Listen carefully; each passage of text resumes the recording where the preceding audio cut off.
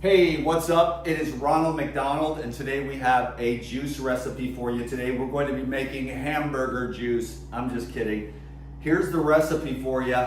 We've got the grapes, the carrots, the apples, and the ginger. Okay, now what is going on here, Dan McDonald, is a strange combination. It actually works really well together. I've done it before in the past, but I call this everything in the kitchen sink juice, which actually means I'm on my way to the market here soon and I need to make room in the fridge. So there was some grapes and some apples and a bag of carrots, and a nice young lady asked about the juice recipe for pregnancy. And so what I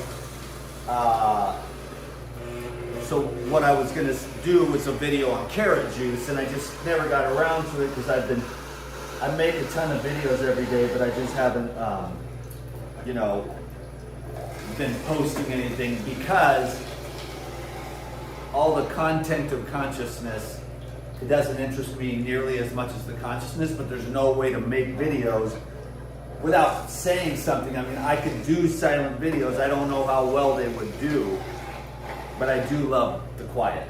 And I do love the silence, and I don't believe in this concept and that concept, and my concepts are right and those other idiots are wrong. And that's basically what I've seen on the internet. And of course, we all do that. But really, as you evolve more and more and you start to tap into the unified field, all of that begins to go away. And all you want to do is tell everybody, thank you, I love you, it's an amazing life, don't sweat the small stuff, because then your nervous system will unwind and the real, underlying factor of health can come to fruition, instead of trying to chop everything up into these dietary concepts and all that stuff, because, it just isn't really true in the final analysis. And basically everybody that was a nutritionist in the past, no matter what their whole dietary concept was, they're all dead. Like I've said it before, it's kind of sounds ridiculous, but all the longevity experts are dead. So what you're trying to do is unwind your nervous system and basically heal from fear, which is kind of like the underlying obstruction to love. And it's those deeper,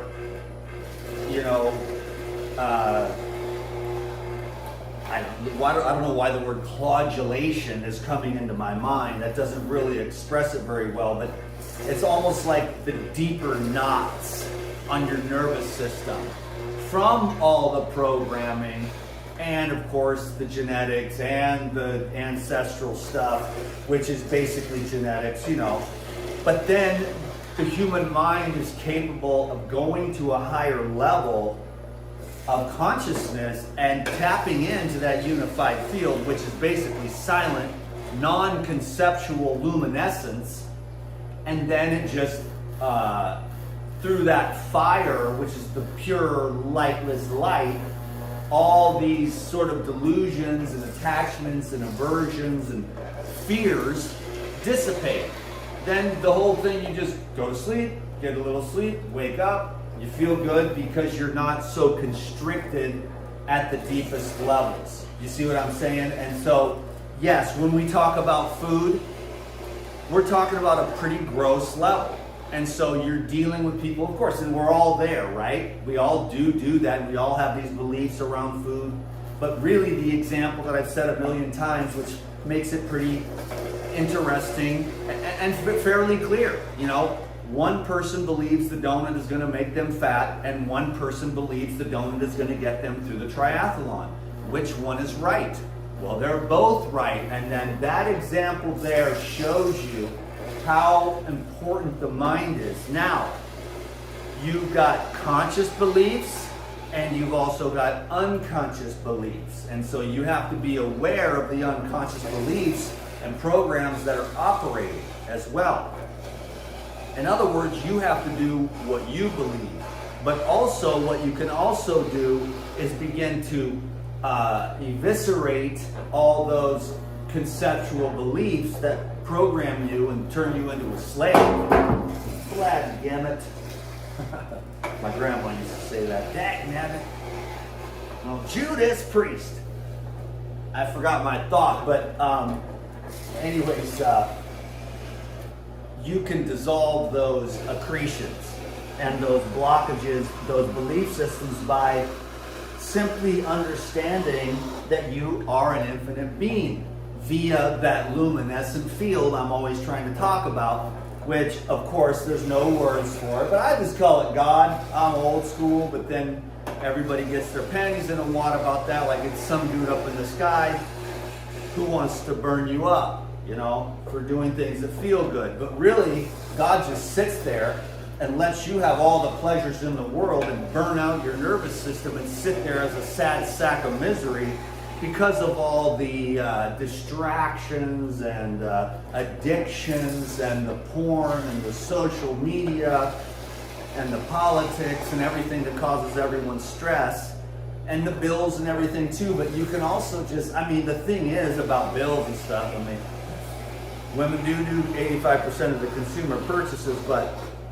if you can learn as a man or a woman to simplify your life and live within your means, oh my goodness, imagine that. But again, that's another one of those programs you probably learned from your parents. My dad and mom were pretty cool about that. So I don't even know what I learned, but I've never had a credit card. I've never had a credit card in my life. I just always paid cash. So what I would do is I would just earn the money. So, you know, you see me, you knew that for 17 years this has been my job, and I've been on my grind, you know, working this, working that, hustling. Ain't nothing wrong with the hustling, you know what I'm saying? Don't hate the hustler, don't hate the player, hate the game. But you know what? If other people are hustling and they're winning at the game by making more money than they spend, then they ain't tripping. And they say eat the rich and all that stuff, but that rich guy worked his ass off. So you want something for nothing. All those people that are like, eat the rich, oh, the billionaires and all that stuff. But then it's like, well, let me come to your house and, you know, drink your chocolate milk and sleep on your couch. And then you'll be like, well, no, you can't do that. And I'll be like, well, why not? You know what I'm saying? Because then you say, well, because I earned it. I paid for this place. And I would say the same thing about the billionaire. So don't be jealous of billionaires and try to blame them for all your poverty consciousness, because if you have 2 arms and 2 legs and a semi-functioning brain, you are the richest person in the world. Then if you have a roof over your head and you get 1 meal a day, maybe even 2, now you're really rich. And if you can do stuff like this, take these vegetables and stuff, which in a third world country, they'd be like, why are you getting rid of the fiber? That's going to be for our microbes to fill our colon, you know? But we can afford to get a juicer. So we're like rich. Like, I know we're rich in America. I am not stupid. I am rich. You know what I mean? Because I'm going to the market. Hopefully I'll find the pineapples are coming into season. I want enzyme-rich, high-vibrational food. I got the papayas, high enzymes, the pineapples, high enzymes, the watermelons just flush. I mean, I wish I had a bigger stomach, but I barely even need to eat or drink that much anymore. It's kind of amazing. And because you get so much more efficient and you're not stress eating anymore, burning up all your nutrition by the cortisol, you know, and using food to buffer all that inflammation that comes from the fear and the, you know, coagulated energy burning itself up because the flow of the nervous system isn't there through walking barefoot and all the stuff I've said for years, and I enjoy it. I like it. I think it's cool. I'm actually probably going to have fun. I just haven't been able to post videos, but like I said, encourage me, which you've been very encouraging. There's been some great comments, a good vibe. Like, as I change and slough off the inner critic, the haters in the stratus world of the internet disappear as well. And I knew that the whole time, so I was working on my insides, and that's what it takes. You know, our world is created by us, and what we attract and manifest and the way that we feel. Because like I said, you don't need a Bugatti, a Lamborghini, 7 girlfriends, 8 motorcycles with a $10 million house to be happy. In fact, a lot of those things can just bog you down, and then you don't get to go outside and just breathe.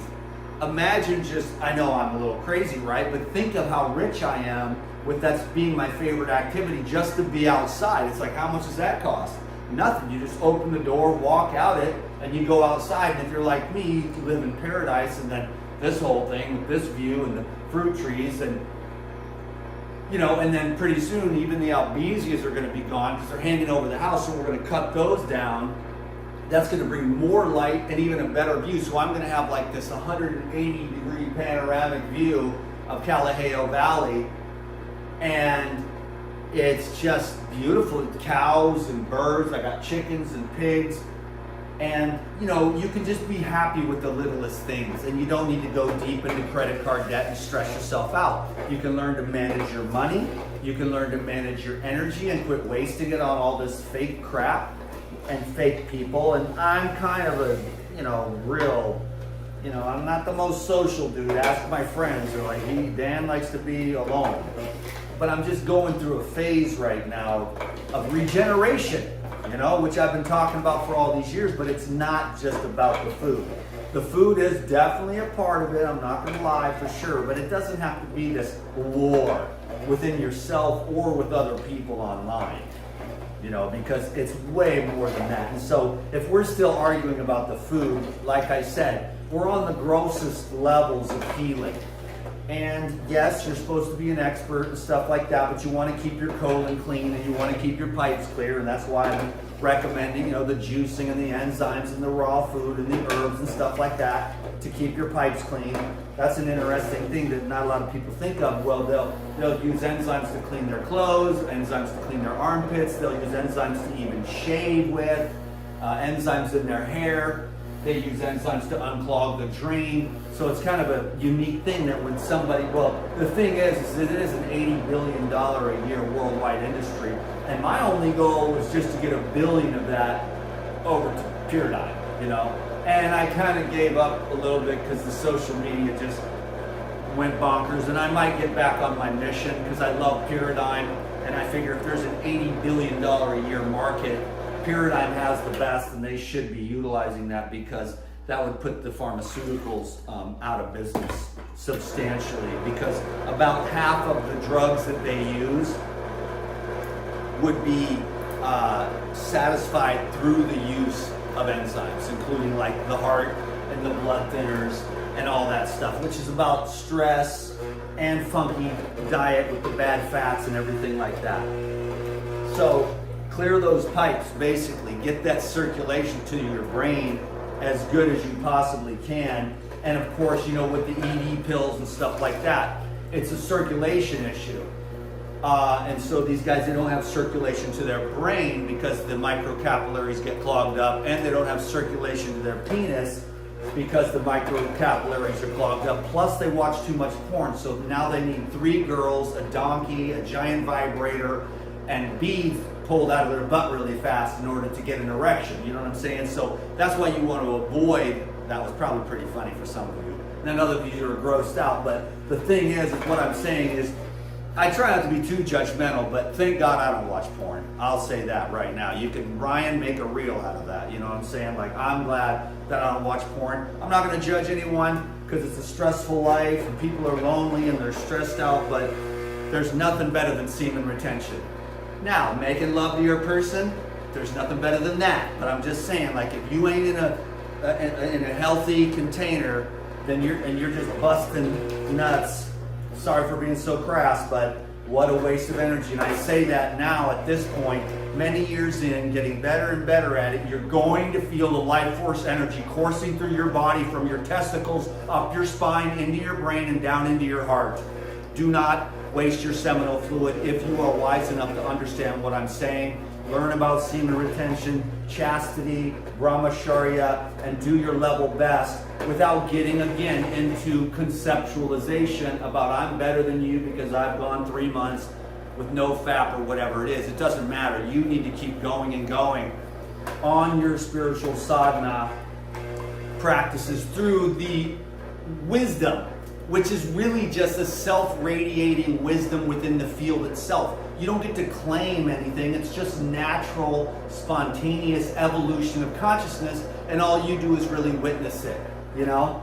And so just sit back, witness the evolution of consciousness and the pain that comes from all the bad habits, and then just be like, why would I do that to myself? As you try to anchor into self-love, you just love yourself as much as you can, and then through loving yourself, you're like, well, I'm not going to eat that trash because it makes me feel like shit. I'm not going to watch porn and jerk off because it makes me tired. You know, sorry for being just like hardcore. I could be like one of these pseudo gurus or whatever, but they're nice and good and they don't curse and say all this weird sounding stuff, but I'm still just a man of the people. I like that. A man of the people. You know, oh, you're so amazing, Dan McDonald. No, I'm not even trying to live like that. I'm just trying to find something to do to be of service, to honor our relationship that we've had for 17 years and hella cool people that I've met at the beach, hella consults with smart, successful people that call me up and I give them tips and an idea. I either tell them what they already know and remind them to do it, or I've been actually doing more going coaching is really what it's been. I've always considered it consulting because it was most of the time I was focused on just the one-off. I would try to, within an hour, give them a framework of what they needed to do to move forward. But over time, you know, some people wanted to have that ongoing coaching, and I've seen the blessing of it because, you know, I've heard many, many times now with the ongoing monthly coaching that like, they're like, dude, you are way better than my counselor. You know what I'm saying? I get way more out of this because I pull a lot of stuff out of my sleeve from all the life of, you know, the food trip and the health trip and the drug trip and the relationship trip. And now I'm just kind of like a single guy, just chilling on that whole, like, I don't really like the word ascension. It's more like just a grounding descension into the substratum of the infinite field that's always been there. You're not you know, as a spiritual person, you're not acquiring anything new. You're just realizing what's always been there. And the deeper that realization, at a certain point, and there are levels to enlightenment too, you know? And so it just keeps your awareness of that infinite luminescence, you know, is enlightenment. And it just comes to you more and more as you let go of your need, the ego. Like, I gotta control this, I have to be right, these other idiots are wrong, I hate them, I'm seething with hatred, and yet I'm the enlightened one. I mean, I see these people online and they are absolutely batshit crazy. They are like, I'm enlightened and I hate everyone that doesn't see things my way. It's like, I don't think that's the right thing. I think it's a unified field. You have to let God work through everyone. Don't bother with the people below you, or, you know, help them if you can, if they're available to it. Only at certain levels. Once you drop below a certain level, there's no help, and unless it's a miraculous grace of God, you know, and you just pray for those people that are doing, you know, the lowest of the low vibrations. But those people that might be a little bit behind you on the track, you just kind of reach back and help them any way you can. And then look up to and inspire the people that have gone through different aspects of life and relationships, finances, spirituality, health. And you look up to them and you try to emulate some of the things and learn from them, but don't ever get stuck on any one singular concept. You know what I'm saying? So we got almost a couple of quarts here. I could add a couple apples. I may do that, but I don't want to hold you much longer than 20 minutes today. I got to get going to the market anyways. I'm looking forward to getting some fresh stuff. I'm going to try to pop off those videos. I'm having a good time. I finally got the 3-minute thing down. It's not that easy for me because I like to rap. But the 3-minute thing is popping me off and keeping me in the algorithms and stuff. So I'm a slave to the big tech. The almighty big tech. But that's what we use to connect here between you and me. I hope you got something out of today's video. This is just a little everything in the kitchen sink recipe. And now I'm going to go. Thanks for subscribing and giving it a thumbs up. And I will see you again very soon. All right. Aloha and mahalos. That means I love you and thank you. Peace.